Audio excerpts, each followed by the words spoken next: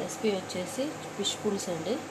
Fish పులుసుకి ముక్కలు శుభ్రంగా కడుక్కొని ఉప్పు పసుపు వేసి ముక్కలు శుభ్రంగా కడుక్కొని ఇట్లా అల్లం వెల్లిపాయ పేస్ట్ ఉప్పు కారం పసుపు పట్టించేసి ఒక అరగంట మ్యారినేట్ చేసుకోవాలండి.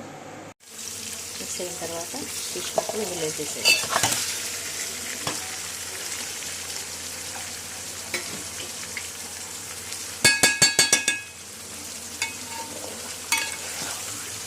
పచ్చి ముక్కలు ఎప్పుడైతే తిప్పాలండి. తర్వాత ఫిష్ ముక్కలు తిప్పడం కుదరదు.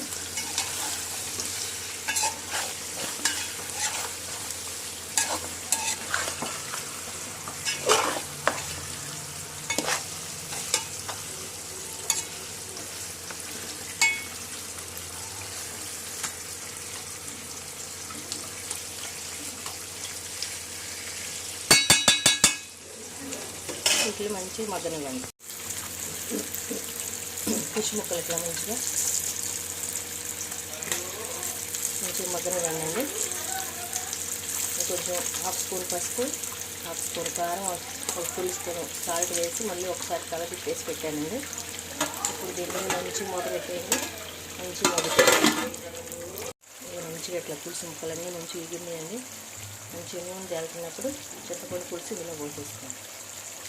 నేను ముందే చింతపండు పులుసు తీసి పెట్టుకున్నానండి.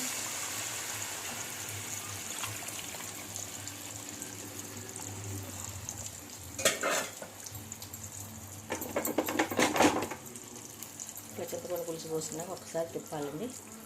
తిప్పుకొని మళ్ళీ స్టవ్ మీద పెట్టుకోవాలి. చింతపండు పులుసు పోసేసుకున్నాను. ఒకసారి తిప్పిన తర్వాత ఇట్లా ఉంటుందండి. ఇప్పుడు ఒకసారి ఒక పెద్ద స్పూన్ సాల్ట్, ఒక పెద్ద స్పూన్ కారం,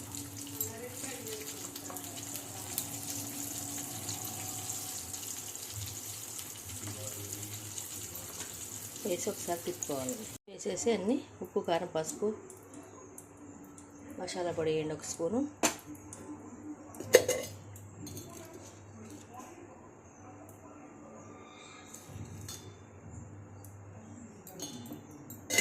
వేసి మంచిగా మూత పెట్టుకోండి.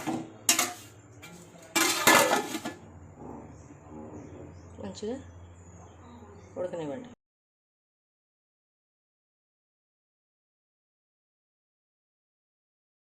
మంచిగా ఇందులో ఉడుకుతున్న చేపల పులుసులో మనం టమాటా పట్టుకున్న టమాటా ప్యూరీ ఇందులో వేసేసుకోండి. వేసేసుకున్న తర్వాత ఒకసారి మిక్స్ చేసుకోండి. టమాటా ప్యూరీ కూడా వేసేసాయండి. మిక్సీ పట్టుకున్నది ఇవన్నీ వేసేసాను. ఇక ఇది మంచిగా ఇప్పుడు ఉడకనివ్వాలండి. చేపల పులుసు చూడండి మంచిగా ఇట్లా దగ్గరికి నీళ్ళంతా ఉడికిపోయిందండి. మంచిగా పులుసు కొంచెం దగ్గరికి వచ్చిన దాకా అట్లా మంచిగా ఉడకనియండి. ఇంకా ఒక 5 మినిట్స్ ఆగితే అయిపోతుంది. ఇట్లా మంచిగా చేపల పులుసు ఉడికిపోయిందండి. ఇట్లా దగ్గరికి వచ్చేసింది. వచ్చేసిన తర్వాత మంచిగా మనం కొత్తిమీర వేసేసుకున్నాం. చేపల పులుసు ఒకసారి ఉప్పు కారం అన్నీ చూసుకోండి. చేపల పులుసు చూసేసుకున్నాక రెడీ.